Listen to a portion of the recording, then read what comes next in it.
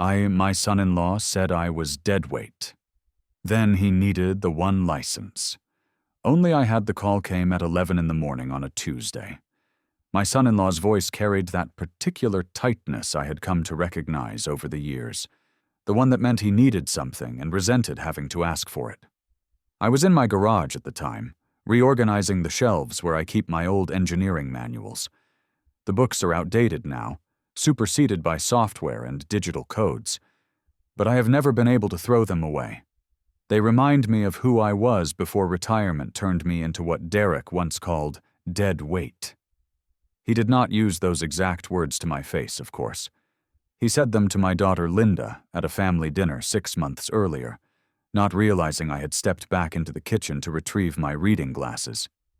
The house had that particular Sunday evening quiet, the dishwasher humming, the children playing in the backyard, and Derek's voice carrying from the dining room with perfect clarity. Your father needs to understand he is not part of this anymore. He is dead weight. The development world has moved on. He should stay out of the way and let people who actually know what they are doing handle things. I stood there in the kitchen holding my glasses, listening to my daughter's silence. She did not defend me. She did not disagree. After 43 years of marriage to her mother, after raising Linda through college and graduate school, after walking her down the aisle to marry this man, I learned exactly where I stood in my own family. I put on my glasses, walked back to the table, and finished my coffee without saying a word. Some lessons you absorb quietly. Some wounds you let heal in private. But I never forgot. And I never expected that phone call 6 months later, the one where Derek's voice trembled with barely concealed panic, and he said the words I had been waiting to hear without knowing I was waiting. "Mr. Hartwell," he said, using my formal name for the first time in the 11 years since he married my daughter. "We have a situation with the Meridian Heights project. I need to ask you something." I let the silence stretch. I have learned over 71 years that silence is often more eloquent than speech. "My name is Richard Hartwell. I spent 44 years as a structural engineer, the last 20 of those as a licensed professional engineer specializing in seismic retrofit and soil stabilization. I retired 8 years ago, but I have maintained my license. The renewal fees are modest, and there was something in me that could not let go of that credential completely. Perhaps it was vanity. Perhaps it was the same stubbornness that kept me married to the same woman for over 4 decades, living in the same house for 30 years, driving the same truck until the odometer turned over twice. I am not a man who abandons things easily. My wife Eleanor passed 3 years ago. Cancer. The aggressive kind that gives you 6 months of warning and then takes everything. After she died, I rattled around our house like a marble in a jar, trying to find purpose in a life that had been restructured around her absence. My daughter Linda visited occasionally, always with an excuse for why she could not stay long. My son-in-law Derek never visited at all unless there was a family obligation that required his presence. The grandchildren, twins named Mason and Sophie, were growing up knowing me primarily through birthday cards and Christmas gifts. I understood. I was old. I was retired. I was, according to Derek, dead weight. What I did not understand until that phone call was that I possessed something Derek desperately needed. Something he could not buy, could not fake, and could not obtain anywhere else in the state. The Meridian Heights project was Derek's crown jewel. He had been talking about it for 2 years at every family gathering, describing the luxury condominiums, the rooftop amenities, the projected profits. His development company had secured the land, the financing, and the permits. Construction had been proceeding on schedule. And then, 3 weeks before the final inspection that would allow them to begin selling units, they discovered the problem. The building sat on what the original geological survey had classified as stable bedrock. But during the final phase of construction, one of the crews discovered an anomaly. A section of the foundation showed stress patterns that suggested the underlying soil conditions were not what the survey had indicated. An independent assessment confirmed what Derek's team had feared. The building required a seismic retrofit certification before it could be approved for occupancy. This was not a simple matter of hiring any engineer. The state had updated its licensing requirements 12 years ago, creating a specialized certification for seismic retrofit assessment in high-density residential structures. The certification required not only a professional engineer license, but also completion of a specific training program that the state had discontinued 9 years ago. Engineers who had obtained the certification before the program ended were grandfathered in, but no new certifications were being issued. In the entire state, there were only 14 engineers who held this particular certification. I was one of them. And after making calls to the other 13, Derek discovered that I was the only one available within the time frame his project required. 3 of the certified engineers had retired completely and let their licenses lapse. 2 had moved out of state. 4 were committed to long-term contracts that prevented them from taking on new work. 3 quoted fees so astronomical that they would have consumed most of the project's profit margin. One was my former colleague Martin Reeves, who told Derek quite plainly that he would never work with anyone who had spoken about Richard Hartwell the way Derek had spoken about me at that dinner party last spring. I had not known Martin was at that dinner party. I had not known that Derek had repeated his dead weight assessment to a wider audience. But Martin knew, and Martin remembered, and Martin made sure Derek understood exactly why he was declining the contract. So Derek called me, and I let the silence stretch. "Mr. Hartwell," he said again. "Richard. Dad. I know we have had our differences, but this is important. This is not just about me. Linda is invested in this project too. The kids' college funds, everything we have worked for. I am asking you, please, to consider helping us." I sat down in my garage, surrounded by my old manuals, and thought about Eleanor. She had always been the one who smoothed things over, who found compromises, who kept the family connected even when connection seemed impossible. She would have wanted me to help. She would have reminded me that Linda was still my daughter, that the grandchildren were still my blood, that grudges corrode the soul of the person holding them more than they ever wound the target. But Eleanor was gone. And I was the one who had to decide what kind of man I wanted to be in her absence. "I will need to see the site," I said finally, "and the original geological survey, and all the construction documentation, everything." Derek's relief was audible. "Of course, absolutely. Whatever you need. I will have everything ready for you tomorrow. And Richard, thank you. I mean it. Thank you." I hung up without responding to his gratitude. I was not ready to accept thanks for something I had not yet agreed to do. The next morning, I drove to the Meridian Heights site. The building was impressive in that sleek, modern way that new developments always seem to be. Glass and steel and sharp angles. 22 stories of luxury living, according to the promotional banners that hung on the construction fencing. Units starting in the low millions. A lifestyle worth reaching for. I parked my truck in the visitor lot and sat for a moment, watching the workers move across the scaffolding like ants on a steel vine. This was the world Derek lived in now, a world of deadlines and profit margins and investor calls. It was not so different from the world I had inhabited for 44 years, except that in my world the stakes were measured in lives rather than dollars. A bridge that fails kills people. A building that collapses buries families. The numbers on a spreadsheet are just abstractions until the ground starts shaking. Derek met me at the gate with a hard hat and a safety vest.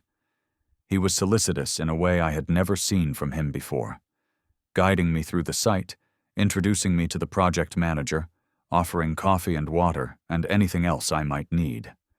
I accepted none of it. I was there to do a job, not to reconcile. The project manager was a woman named Sarah Chen, no relation to my attorney, William. She was perhaps 40, with the competent bearing of someone who had spent years managing construction crews and the tired eyes of someone who suspected something was wrong with her project. She shook my hand firmly and led me to the trailer where the documentation was stored. "Mr. Hartwell," she said, "I want you to know that I appreciate you coming out here. I have heard good things about your work from some of the old-timers in the industry." I nodded, but did not respond. Flattery is a tool, and I had learned long ago to recognize when it was being employed. The documentation was extensive, and I spent the better part of 3 days reviewing it in the project trailer. The original geological survey was competent, but not exceptional. It had missed several indicators that a more experienced surveyor might have caught.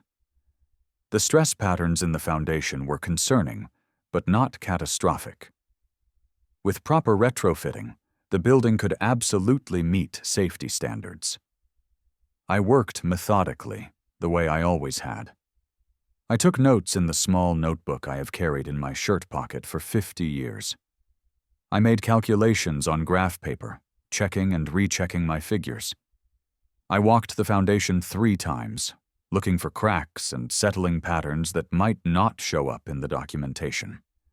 The concrete had that particular smell that new construction always carries, mineral and raw, and I found myself remembering all the other sites I had assessed over the decades.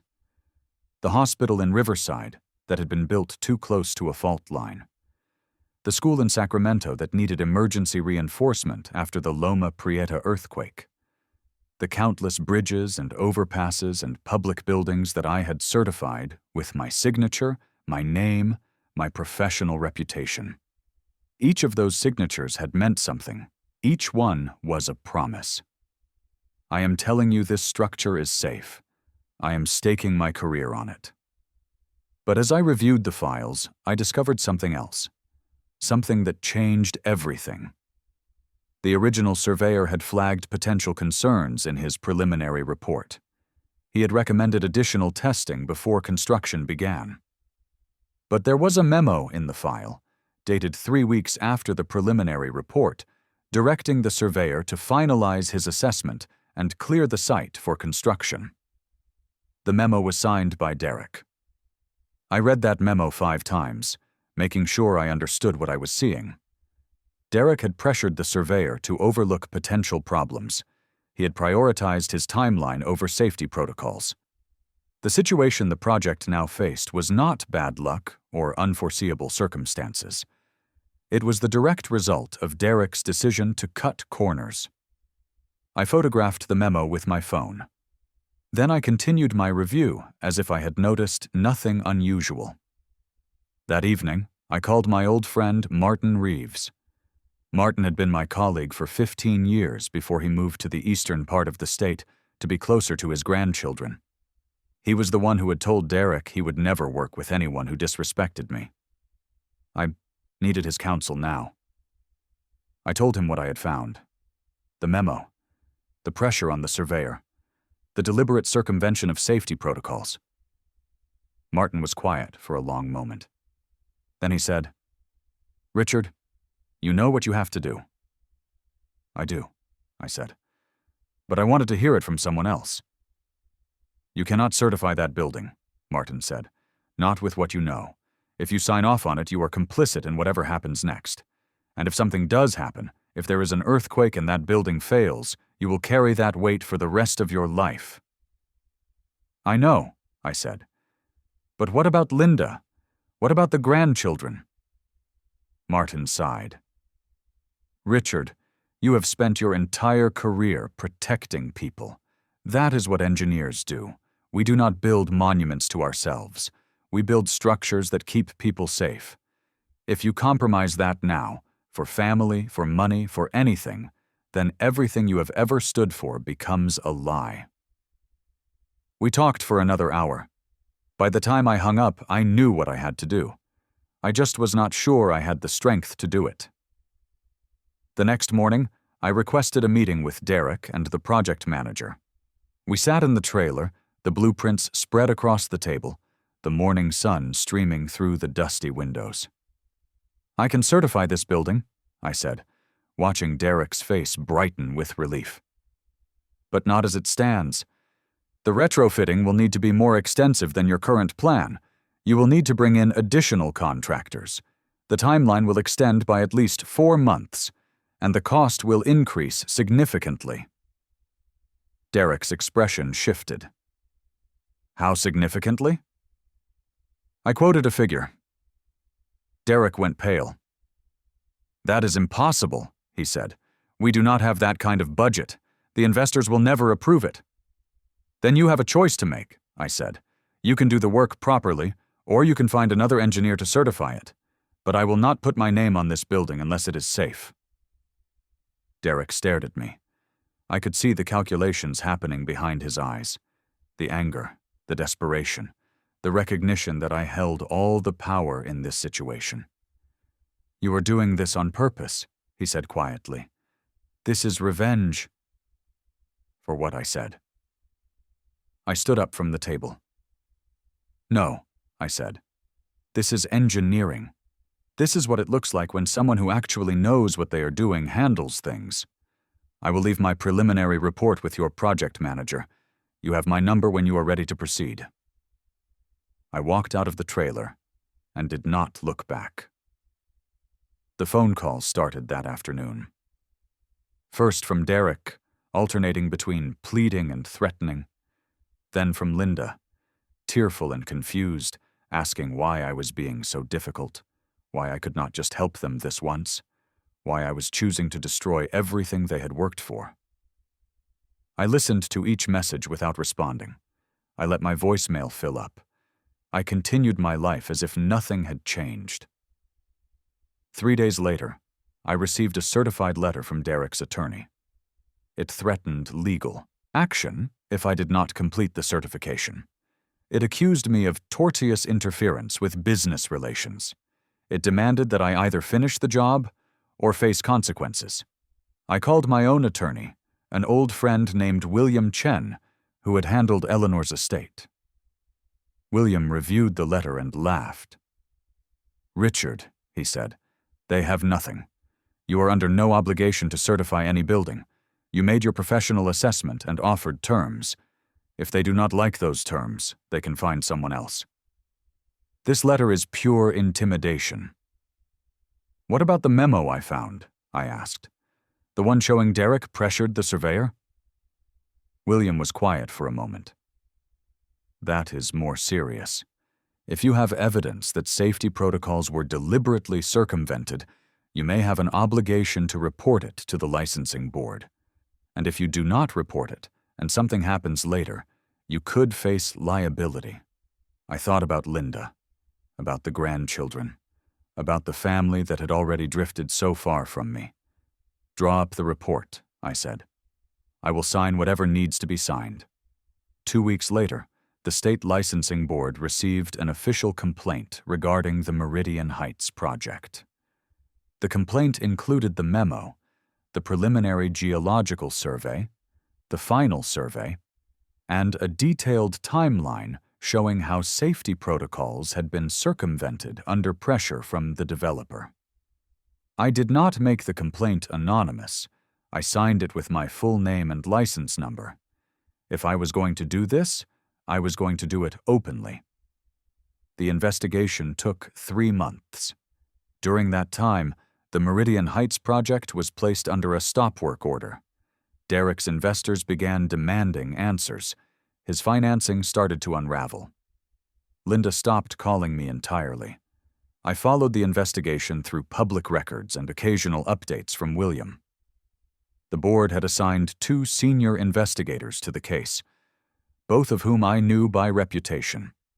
They were thorough and methodical, interviewing everyone involved in the project, reviewing every document, tracing every decision back to its source. Derek retained an expensive attorney who filed motion after motion trying to limit the scope of the inquiry, But the board was not impressed. Once a safety concern has been formally raised, the process moves forward regardless of who objects. I spent those months in my garage, finally organizing the shelves the way I had always meant to. I donated most of my old manuals to the university engineering library.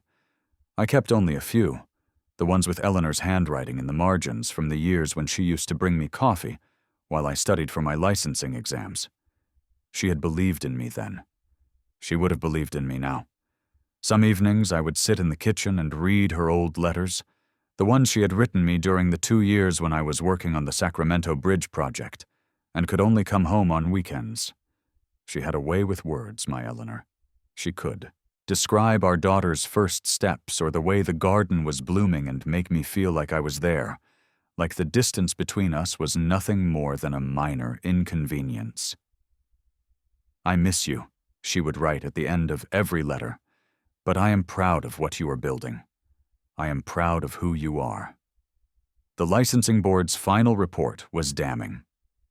Derek's surveyor had his license suspended for 2 years. The original geological survey company faced significant fines. Derek himself was not a licensed professional, so the board had no direct authority over him, but the report was public record. His investors read it. His lenders read it.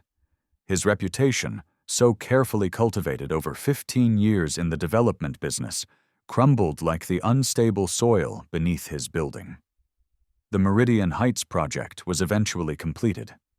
Another developer bought it out of bankruptcy for a fraction of its original cost. They did the retrofit properly, the way I had recommended. The building stands today, safe and sound, home to families who will never know how close they came to living in a structure that could have failed in the next significant earthquake. Derek and Linda divorced a year later. I learned this not from my daughter, but from a mutual acquaintance at the hardware store.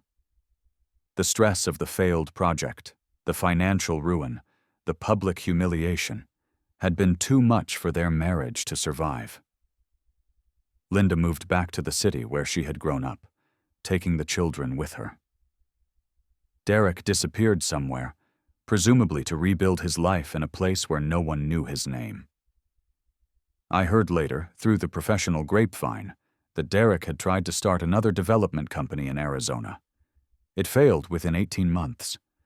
The Meridian Heights investigation had made his name synonymous with corner-cutting and safety violations. No reputable investor would touch him. No licensed professional would certify his work.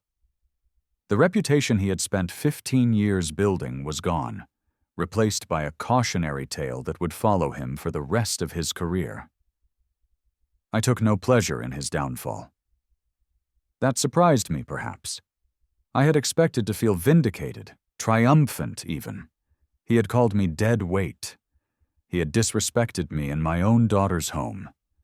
He had built his success on the foundation of other people's expertise, while dismissing the importance of that expertise at every turn. But watching someone's life collapse is not a victory. It is just a consequence. The choices he made led to the outcomes he experienced. I was merely the mechanism through which those consequences manifested. I could have looked the other way. I could have signed the certification and collected my fee, and let someone else worry about what might happen in the next earthquake. But that was never really an option for me. Not if I wanted to keep looking at myself in the mirror. Not if I wanted to honor everything Eleanor had believed about who I was, 6 months after the divorce. I received a letter from Linda. It was the first direct communication I had received from her since before the investigation. The envelope was thin, containing only a single handwritten page. "Dad," she wrote. "I understand now. I did not want to see it before, but I understand. You did what you had to do. What you have always done. You protected people. Even when those people did not want to be protected. Even when it cost you everything. I should have defended you that night. I should have told Derek he was wrong. I should have remembered who you are and what you stand for. I failed you, and I am sorry. Mason and Sophie ask about you. They want to know when they can visit Grandpa's garage again. They remember the trains you used to build with them when they were small. If you are willing, I would like to bring them to see you this summer. If you are not willing, I understand that too. Your daughter, Linda. I read that letter at my kitchen table, in the same chair where Eleanor used to sit while she drank her morning tea. The house was quiet around me, the way it always is now, but for the first time in years the quiet felt peaceful rather than empty. I wrote back that same afternoon. I told Linda that the garage door was always open. I told her that I had been saving some projects for when the twins were old enough to help. I told her that being a father does not end when your children grow up, and being a grandfather does not end just because circumstances change. I did not mention Derek. I did not mention the investigation, or the bankruptcy, or the divorce. Those things had happened, and they had consequences, and the consequences would unfold for years to come. But they were not the point. The point was that I had spent 44 years building things that would stand, bridges and buildings and structures that would outlive me. I had done this work with integrity, with care, with the understanding that my name on a document meant something, that my word was my bond. Derek had called me dead weight. He had said I did not understand how the world works anymore. He had believed that his timeline and his profits mattered more than safety, more than standards, more than the families who would someday trust their lives to the building he was constructing. He was wrong. About all of it. The world still works the same way it always has. Shortcuts catch up with you. Integrity compounds over time.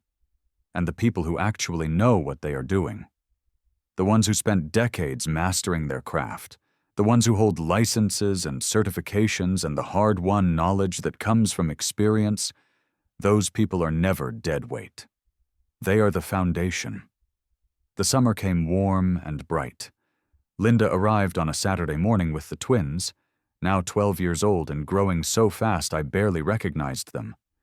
Mason had his mother's eyes. Sophie had Eleanor's smile. They tumbled out of the car and ran straight to the garage, where I had laid out the pieces for a model bridge we were going to build together. Linda stood in the driveway, watching them go.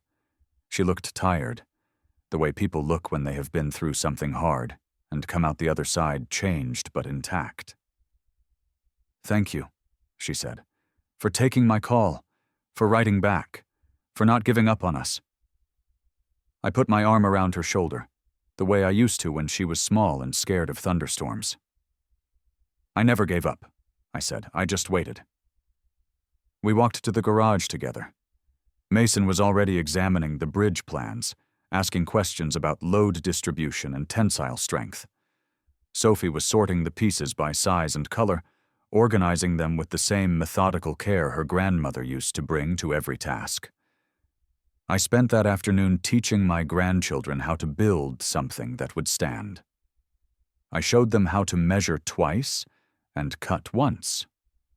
I explained why every joint matters, why every connection has to be true, why you cannot rush the parts of the process that determine whether the whole thing holds together.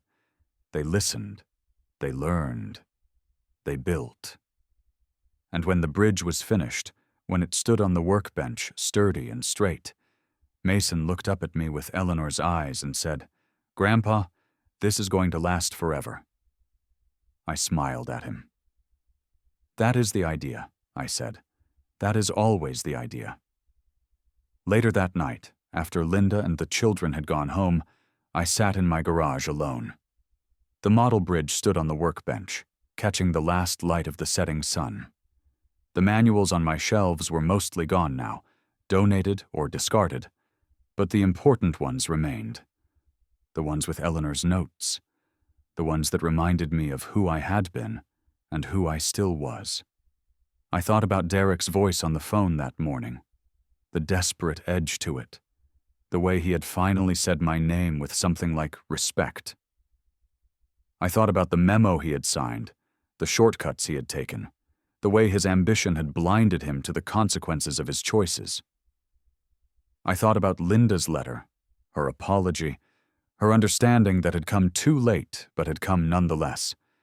I thought about the building that stood now, safe and sound, because I had refused to put my name on something that was not right.